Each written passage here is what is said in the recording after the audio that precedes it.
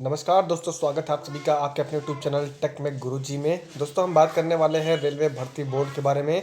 जी हाँ फ्रेंड्स, यहाँ पर एएलपी कैंडिडेट्स के बारे में हम डिस्कस करेंगे कि एएलपी कैंडिडेट्स यहाँ पे कितने परेशान अपने ज्वाइनिंग को लेकर और किस तरह से उनकी ट्रेनिंग को रोक दी गई है। दोस्तों यहाँ पर उनका मेडिकल और डॉक्यूमेंट वेरिफिकेशन हुए लगभग 1 साल से ज़्यादा होने को है और इनकी ट्रेनिंग जो है वो अभी तक शुरू नहीं हो पाई है। लेकिन दोस्तों यहाँ पर हम बात करते हैं ट्रेनिंग सेंटर्स की, तो लगभग यहाँ पर अगर हम बात करते हैं कोविड-19 गाइडलाइन की, तो यहाँ पे कोविड-19 गाइडलाइन को फॉलो करते हुए यहाँ पर सभी ट्रेनिंग सेंटर्स ओपन कर दिए गए हैं। लेकिन उनकी ट्रेनिंग जो कैपेसिटी है उसको बहुत ही ज़्यादा डिक्रीज़ कर दी गई है। जहाँ पर पहले 200-300 बच्चों का ट्रेनिंग एक साथ हो रहा था, वहाँ पर अब केवल 30-40 बच्चों का ट्रेनिंग करवाया जा रहा है। मतलब 50% से भी कम कैंडिडेट की ट्रेनिंग यहाँ पे करवाई जा रही है। अगर हम बात करते हैं कोविड-19 के रूल को फॉलो करने का, तो यहाँ पर लगभग 50% हर जगह अलाउ कर दिया गया है, लेकिन यहाँ पर अभी ऐसा कुछ नहीं हो रहा है। अगर दोस्तों हम बात करते हैं तो यहाँ पे 3 नवंबर को एनसीआर जीएम ऑफिस सभी कैंडिडेट पहुँच रहे हैं, चाहे वो एएलपी के हो या फिर टेक्नीशियन जिनकी ज्वाइनिंग अभी तक नहीं हुई है। और दोस्तों वहाँ पर वो जीएम सर से मुलाकात करेंगे और देखेंगे कि उनकी ट्रेनिंग का जो सिस्टम है उसको क्या इंक्रीज़ किया जाता है कि नहीं किया जाता है, और ट्रेनिंग कैपेसिटी है तो कैसे इंक्रीज़ करवाई जाएगी, क्या उसका रूल होगा। बच्चे परेशान हैं तो वो सर से अपनी बात किस तरह से रखेंगे, क्या क्या उनके सामने समस्याएं आ रही हैं, उन्हीं सभी बात को डिस्कस करने के लिए 3 नवंबर को एनसीआर जीएम ऑफिस पहुंचना है सभी एएलपी कैंडिडेट्स को। अब दोस्तों यहाँ पे छात्रों की परेशानी को कौन समझे। वो अगर डिवीज़न जाते हैं, डिवीज़न वाले बोलते हैं हेडक्वार्टर देखेगा, हेडक्वार्टर बात करते हैं तो बोलता है रेलवे भर्ती बोर्ड ने ऐसा कर रखा है। तो अब इनकी समस्या, ये आखिर समस्या अपनी किसके पास लेकर जाएं, इसी को निपटाने के लिए यहाँ पर जीएम ऑफिस पहुँचने वाले हैं इन सभी सभी कैंडिडेट्स। तो इनका सहयोग करें और देखते हैं कि क्या क्या डिमांड है, उसको भी हम देख लेते हैं और किस तरह से इनकी प्रॉब्लम क्या है इन्होंने अपने शब्दों में लिखा है, और देखते हैं उसमें क्या लिखा गया है उसको हम देख लेते हैं। तो फ्रेंड्स ये देखिए कि एलपी कैंडिडेट हैं क्या लिखते हैं अपने सभी एलपी कैंडिडेट को साथ में लेते हुए कि हम प्रयागराज के बोर्ड के चयनित एलपी कैंडिडेट हैं। अपनी ट्रेनिंग जल्दी कराने के लिए के संबंध में 3 नवंबर को 300 प्लस कैंडिडेट के साथ महाप्रबंधक कार्यालय सूबेदारगंज, जिसको हम जानते हैं वो जीएम ऑफिस है या हेडक्वार्टर है आपका प्रयागराज का, हमारे मुख्य पैनल में आए हुए 11 माह से अधिक समय हो चुका है, किंतु अभी तक हमारी ट्रेनिंग शुरू नहीं हुई है। तो दोस्तों 11 माह क्या, यहाँ पर अब 1 साल से ज़्यादा होने वाला है, क्योंकि आपकी जो डॉक्यूमेंट वेरिफिकेशन और मेडिकल एग्जाम था वो जुलाई अगस्त में कंप्लीट हो चुका था, और जिनका जुलाई अगस्त में कंप्लीट हुआ था उनका भी ट्रेनिंग अभी तक शुरू नहीं हुआ है। अभी हाल ही में जो ट्रेनिंग शेड्यूल आया है इसके अनुसार 26 अक्टूबर तक जो छात्र ट्रेनिंग पर जा चुके हैं, इनको मुख्य पैनल में से कम कर दिया जाए तब भी हमारे पास 2074 कैंडिडेट अभी बच रहे हैं। यदि इसी प्रकार से ट्रेनिंग जारी रही तो हमारे समस्त अभ्यर्थियों की ट्रेनिंग पूर्ण कराने में जुलाई 2022 भी गुजर जाएगा। अब यहाँ पे आप देख लीजिए 2018 की भर्ती है और 2022 तक अगर ट्रेनिंग जाएगा तो आप खुद समझ सकते हैं यहाँ पे लगभग 4 से 5 साल लग जाएंगे एक भर्ती को कंप्लीट करने में।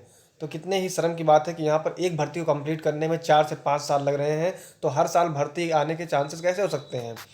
अब देखिए, इसलिए ट्रेनिंग क्षमता को बढ़ाकर ट्रेनिंग 6 माह में पूर्ण कराने की मांगों के साथ हम महाप्रबंधक कार्यालय जा रहे हैं। तो देखिए उन्होंने ये फैसला लिया है कि अब ये महाप्रबंधक कार्यालय जो कि जीएम ऑफिस है वहाँ पर जाएंगे और ट्रेनिंग कैपेसिटी को बढ़ाने की यहाँ पर डिमांड करेंगे। परीक्षा संबंधी जानकारी की अगर हम बात करते हैं तो आपका जो सीईएन नंबर 01/2018 है उसी के तहत यहाँ पर कुल 64,741 पदों की भर्ती निकाली गई थी, जो कि आईआरबी प्रयागराज बोर्ड सहित देश भर के 21 भर्ती बोर्ड में शुरू की गई थी। अगर हम बात करते हैं प्रयागराज मंडल की, तो यहाँ पर देखिए प्रयागराज बोर्ड के प्रयागराज मंडल, झांसी मंडल और आगरा मंडल सहित यहाँ पर कुल 4,236 पदों पर भर्ती होनी थी। इस विज्ञापन संबंधित प्रथम स्तर, द्वितीय स्तर एवं मुख्य परीक्षा तथा तृतीय स्तर की एप्टीट्यूड परीक्षा, जिसको हम साइको बोलते हैं, उसके साथ ही साथ मेडिकल परीक्षण तथा दस्तावेज सत्यापन सितंबर 2019 तक संपन्न करा लिया गया था। सभी प्रक्रियाएं पूर्ण होने के बाद भी अभ्यर्थियों की प्रथम मुख्य सूची जो कि 22/8/2019 को जारी की गई थी, जिसमें प्रयागराज बोर्ड के एनसीआर जोन से 666 अभ्यर्थियों का चयन किया गया था, जिनकी ट्रेनिंग लगभग पूर्ण हो चुकी है। और इसके बाद सेकंड पैनल आपका जारी किया गया जो कि 22/12/2019 को हुआ। उसमें देखिए संशोधन करके फाइनल और मुख्य पैनल 9/1/2020 को जारी किया जाता है, जिसमें प्रयागराज बोर्ड के अंतर्गत 2,328 अभ्यर्थियों का चयन किया जाता है और इन अभ्यर्थियों की ट्रेनिंग के लिए शेड्यूल 17 मार्च 2020 को जारी किया जाता है। लेकिन दोस्तों कोविड-19 की वजह से वो पोस्टपोन हो गया था और अब जो यहाँ पर जारी किया गया है उसके अकॉर्डिंग बहुत टाइम लगने वाला है। अतः देखिए इनकी डिमांड क्या है, यहाँ पर ये कुछ मांग कर रहे हैं और वो मांग क्या है इनका कि सभी एलपी अभ्यर्थियों का ट्रेनिंग जो शेड्यूल है वो एक साथ जारी किया जाए। पहली बात तो जितने भी कैंडिडेट यहाँ पे एलपी के हैं सबका जो ट्रेनिंग शेड्यूल है वो रोल नंबर वाइज जारी कर दिया जाए एक साथ, ताकि सभी बच्चे समझ सकें कि उनकी ट्रेनिंग कब शुरू होगी या कब ख़त्म होगी। दूसरा पॉइंट देखिए इनका क्या है कि ईटीसी कानपुर में ट्रेनिंग कर रहे अभ्यर्थियों को हॉस्टल के अलावा बाहर भी रहने की अनुमति दी जाए। दोस्तों ये काफ़ी इंपॉर्टेंट पॉइंट है, क्योंकि यहाँ पे ईटीसी कानपुर की अगर हम बात करते हैं तो वहाँ पर ट्रेनिंग कैपेसिटी डिक्रीज़ होने का सबसे बड़ा रीज़न यही है कि वहाँ पर हॉस्टल जो फैसिलिटी है वो कम स्टूडेंट्स की है, इसी वजह से वहाँ कम बच्चों को ट्रेनिंग करवाई जा रही है। अगर उनको बाहर रहना अलाउ कर देते हैं ये लोग, तो फिर जो है यहाँ पर ट्रेनिंग की जो कैपेसिटी है वो इंक्रीज हो सकती है। लेकिन दोस्तों इस तरह से अगर हम देखते हैं तो कोविड-19 का जो ग्राफ है वो डेली के डेली डिक्रीज़ होते जा रहे हैं, और सभी जितने भी विभाग हैं, चाहे वो गवर्नमेंट हो या प्राइवेट सेक्टर हो, हर जगह बाहर रहना या बाहर से आना अलाउ किया गया है। बस उनका एक सिंपली टेम्परेचर मेजरमेंट और कोविड-19 की जो रिपोर्ट है वो वहाँ पे सबमिट कर दी जाती है, और वो बाहर से वहाँ पर कोविड-19 के रूल्स को फॉलो करते हुए और सोशल डिस्टेंसिंग को मेंटेन करते हुए यहाँ पर बाहर से अलाउ कर देना चाहिए।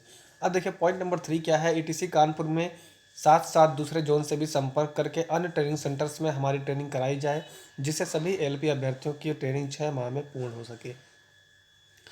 तो ये तीनों पॉइंट इनके डिमांड हैं, और तीनों काफ़ी इंपॉर्टेंट पॉइंट है सभी कैंडिडेट के लिए और ट्रेनिंग सेंटर्स के लिए, ताकि जो भी कैंडिडेट यहाँ पर 3 साल से भर्ती का वेट कर रहे हैं अपनी कंप्लीट होने की, उनका जल्दी से जल्दी भर्ती यहाँ पर कंप्लीट हो सके। तो फ्रेंड्स कल जीएम ऑफिस में सभी कैंडिडेट पहुँचने वाले हैं एलपी के, और वहाँ पे अगर देखिए मैं कोशिश करूँगा आपका लाइव वीडियो वहाँ पे शुरू करने का। अगर मेरे चैनल पे आप जुड़े नहीं हैं तो चैनल को सब्सक्राइब करके नोटिफिकेशन बेल आइकन को दबा दीजिएगा, ताकि कल जब भी आपका ये सेशन चालू होता है, जब भी आपकी बातें वहाँ पर रखने के लिए कैंडिडेट पहुँचेंगे, तो वहाँ से लाइव आपको मैं दिखाता रहूँगा अपने यूट्यूब चैनल के माध्यम से। फिर मिलते हैं दोस्तों नए अपडेट नई जानकारी के साथ। तब तक के लिए दोस्तों बाय बाय। वीडियो को जहाँ जहाँ लाइक कर दीजिए, शेयर कर दीजिएगा अपने सभी फ्रेंड्स के पास।